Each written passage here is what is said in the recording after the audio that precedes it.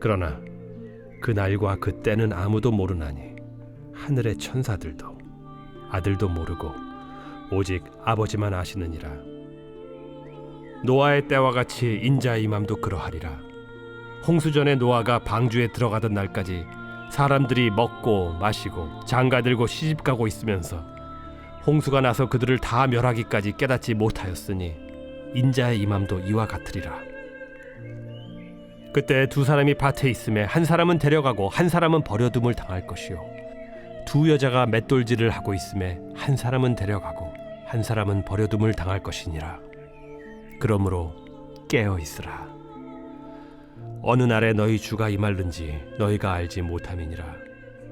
너희도 아는 바니 만일 집주인이 도둑이 어느 시각에 올 줄을 알았더라면 깨어 있어 그 집을 뚫지 못하게 하였으리라. 이러므로 너희도 준비하고 있으라. 생각하지 않은 때에 인자가 오리라. 충성되고 지혜 있는 종이 되어 주인에게 그 집 사람들을 맡아 때를 따라 양식을 나눠줄 자가 누구냐? 주인이 올 때 그 종이 이렇게 하는 것을 보면 그 종이 복이 있으리로다. 내가 진실로 너희에게 이르노니 주인이 그의 모든 소유를 그에게 맡기리라. 만일 그 악한 종이 마음에 생각하기를 주인이 더디 오리라 하여 동료들을 때리며 술 친구들과 더불어 먹고 마시게 되면 생각하지 않은 날 알지 못하는 시각에 그 종의 주인이 이르러 엄히 때리고 외식하는 자가 받는 벌에 처하리니 거기서 슬피 울며 이를 갈리라. 네, 며칠 동안 계속해서 종말의 때에 대한 말씀을 묵상하고 있습니다. 오늘은 그 중에서도 깨어 있어야 마지막 때에 참여하는 자가 될 수 있다는 말씀입니다. 예수님께서는 그날은 하늘의 천사도 모르고 아들도 모르고 오직 아버지만 아신다고 말씀하셨습니다.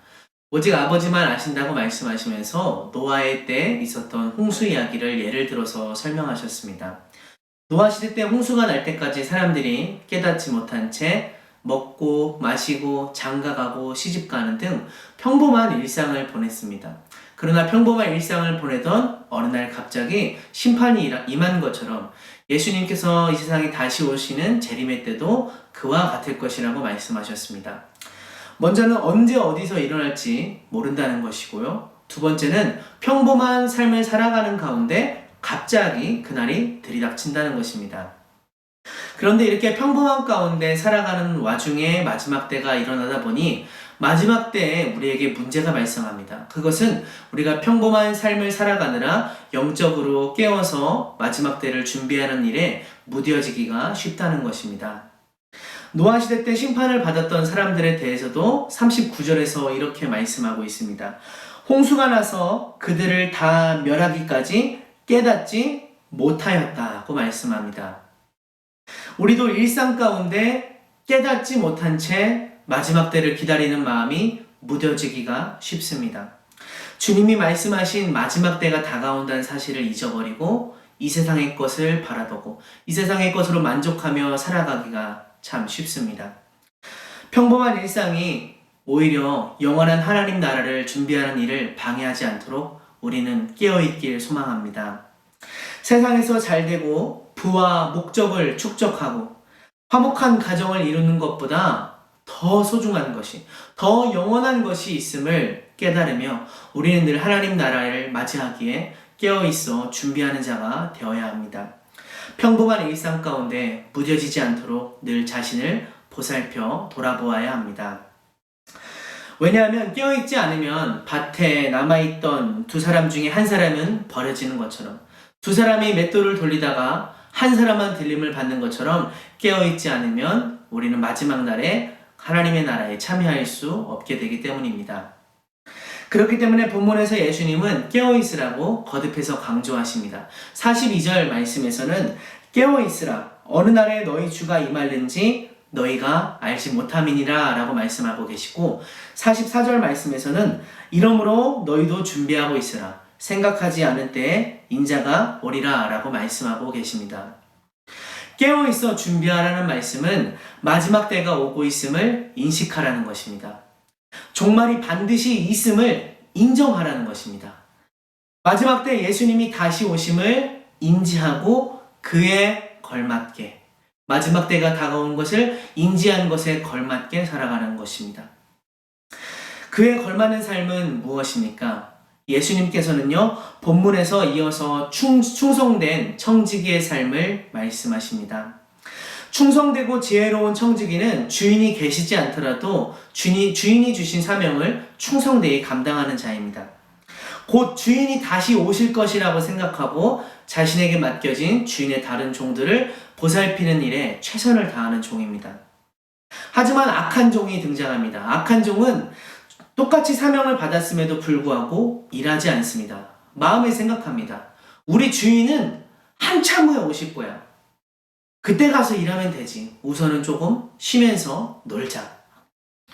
그러나 주인은 생각지도 않은 때에 다시 오신다고 말씀합니다.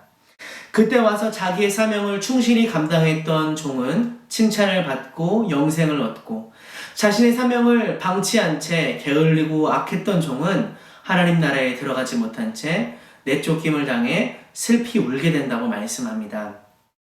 우리가 마지막 때를 깨닫고 깨어 있어서 준비한다는 것, 그것은 곧 사명을 감당하는 삶을 살아가라는 것입니다. 바로 지금 나의 삶에서 주신 사명을 충실하게 살아가는 삶이 바로 마지막 때를 준비하는 삶입니다. 맡겨진 영혼들을 돌보고 하나님이 있으라 하신 자리에서 최선을 다하는 삶이 우리가 마지막 때를 대비해서 깨어있는 삶입니다. 여러분의 사명이 무엇입니까? 깨어있음은 특별한 것이 아닙니다. 특별한 소명을 받고 특별한 은사를 받은 사람만이 깨어있을 수 있는 것이 아닙니다. 여러분의 사명이 무엇인지 기억해 보십시오. 기도와 봉사와 사랑과 전도와 인내와 하나님을 더 사랑하는 것, 그것이 바로 우리에게 주신 하나님의 사명인 줄 믿습니다. 저와 여러분이 오늘 살아가는 삶의 자리에서 사명을 다하여 깨어 있어서 마지막 때를 준비하고 그날에 하나님 나라에 참여하는 자가 되기를 소망하면서 말씀을 마치도록 하겠습니다. 함께 기도하겠습니다. 살아계신 하나님, 주님께서는 곧 다시 오마 말씀하셨는데 평범한 일상 가운데 주님을 기다리는 일이, 주님을 사모하는 마음이 너무나 무뎌지기가 쉽습니다. 너무나 그렇게 무뎌져가는 모습을 보면서 주님께 부끄러운 마음뿐입니다.